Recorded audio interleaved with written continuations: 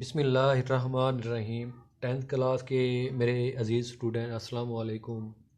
आज हम एक्सरसाइज 1.1 के क्वेश्चन नंबर 2 की सेकंड जो हल करते हैं। इसमें हमें फैक्टराइजेशन दी गई है। उसको हमने फैक्टराइजेशन मतलब बजरिया तजज़ी हमने सवालों को हल करना है।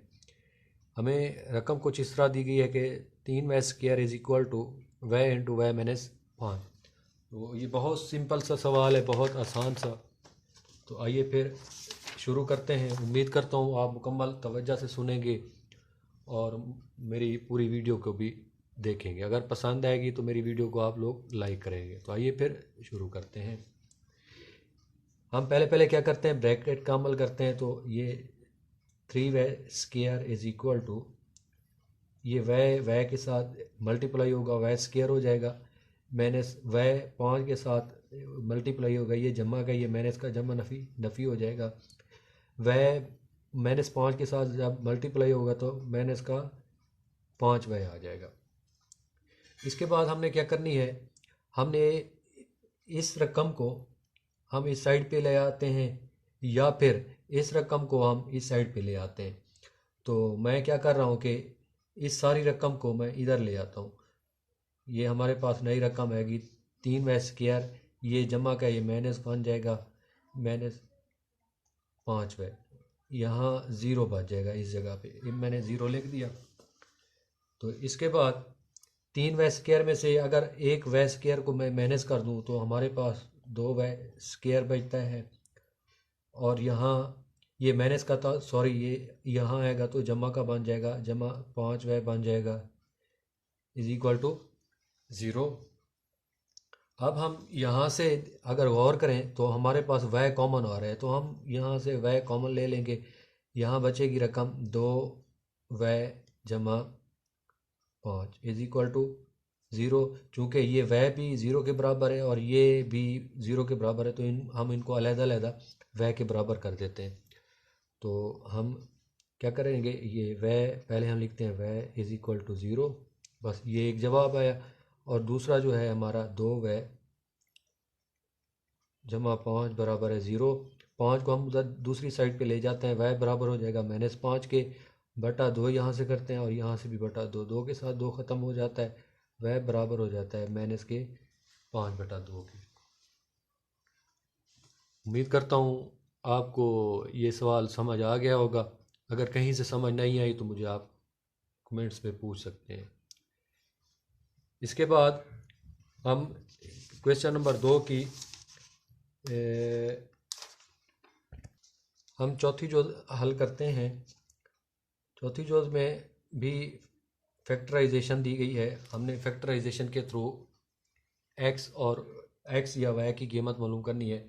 तो हमें रकम कुछ इस तरह दी गई है कि x² -11x is equal to 152। ये सवाल इम्तिहानी नुक्ता निगाह से बहुत अहम सवाल है। उम्मीद करता हूँ आप मुकम्मल तवज्जो से सुनेंगे। तो हम पहले इसकी तजज़ी करेंगे। तजज़ी करने के लिए हम क्या करते हैं कि पहले हम इसको इधर ले आते हैं इस साइड पे।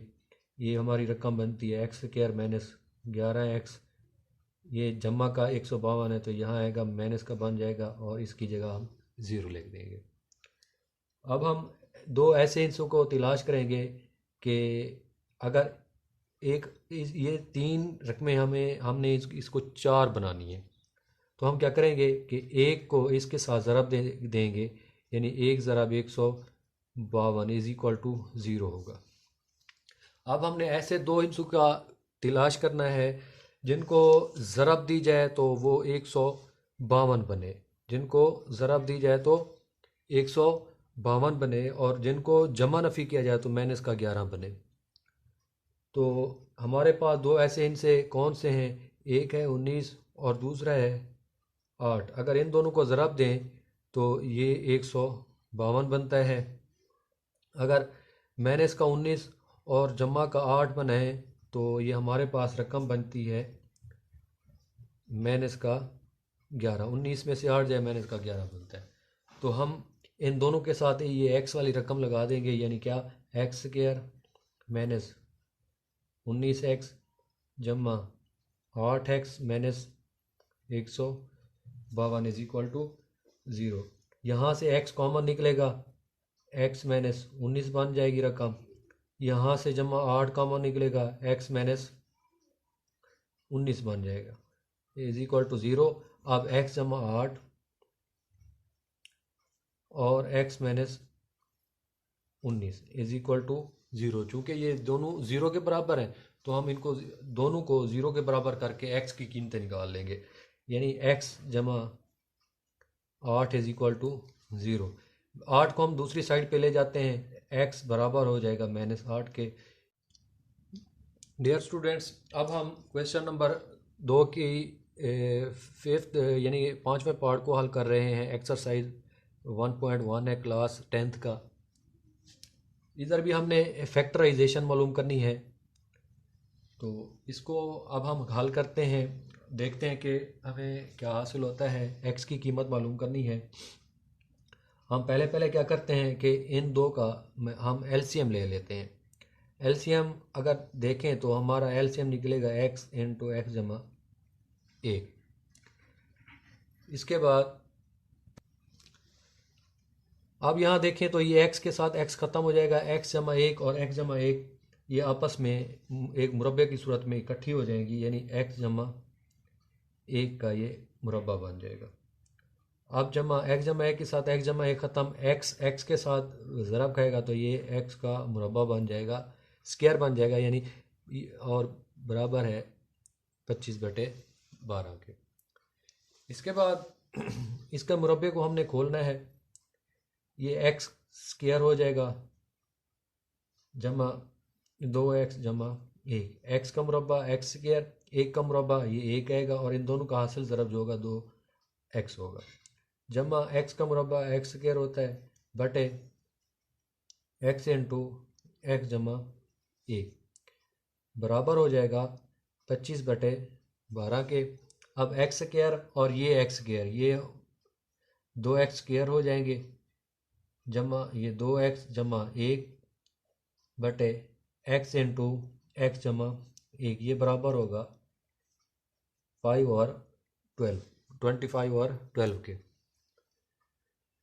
इसके बाद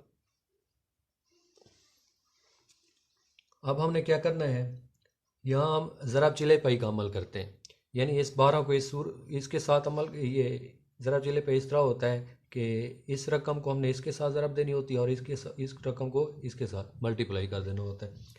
यानी क्या हमें हासिल होगा कि 12 इंटू 2x स्क्वायर जमा 2x जमा 1 बराबर है, ये 25 इसके साथ ज़रब खाएगा तो ये 25x इंटू एक्स जमा 1 आ जाएगा। अब हमने इनको ज़रब देनी है, यानी 12 को 2 के साथ ज़रब दें तो 24x स्क्वायर आएगा, 12 को 2x के साथ ज़रब दें तो ये 24x आएगा, जमा 12 और 1 आपस में मल्टीप्लाई हूँ तो ये 12 हासिल होता है। अब 25x ने इनके साथ ज़रब खानी है तो ये आएगा 25x स्क्वायर जमा 25x। इसके बाद हमने रकमों को थोड़ी तरतीब देनी है। तरतीब किस तरह की, यानी पहले हमने x की 2 रकमों को इकट्ठा करना है, यानी 24x स्क्वायर, ये 25 का x स्क्वायर है तो इधर आएगा माइनस का 25x स्क्वायर बन जाएगा, जमा का 24x अब और ये माइनस का होके इधर आ जाएगा 25x, जमा का 12 बराबर हो जाएगा 0 के।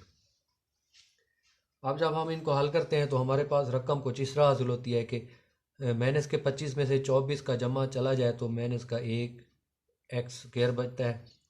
इसी तरह माइनस के 25x में से जमा का 24x चला जाए तो माइनस का 1x बचेगा, जमा का 12 बराबर हो जाएगा 0 के। हम यहाँ क्या करेंगे, माइनस को कॉमन ले लेते हैं।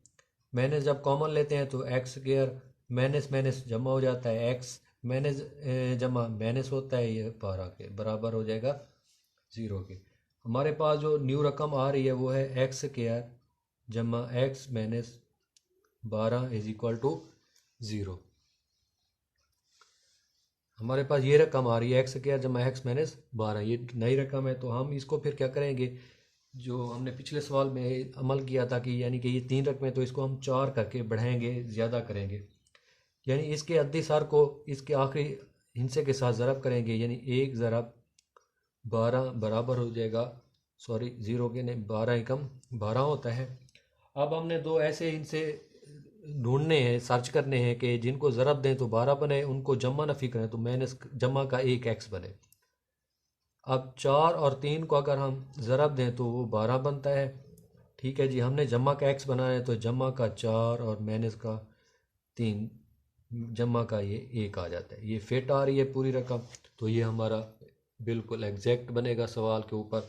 अब हम इसको अप्लाई करते हैं यहाँ, एक्स स्क्वायर ये जमा का 4x, ये माइनस का 3x और माइनस का 12 बराबर है 0।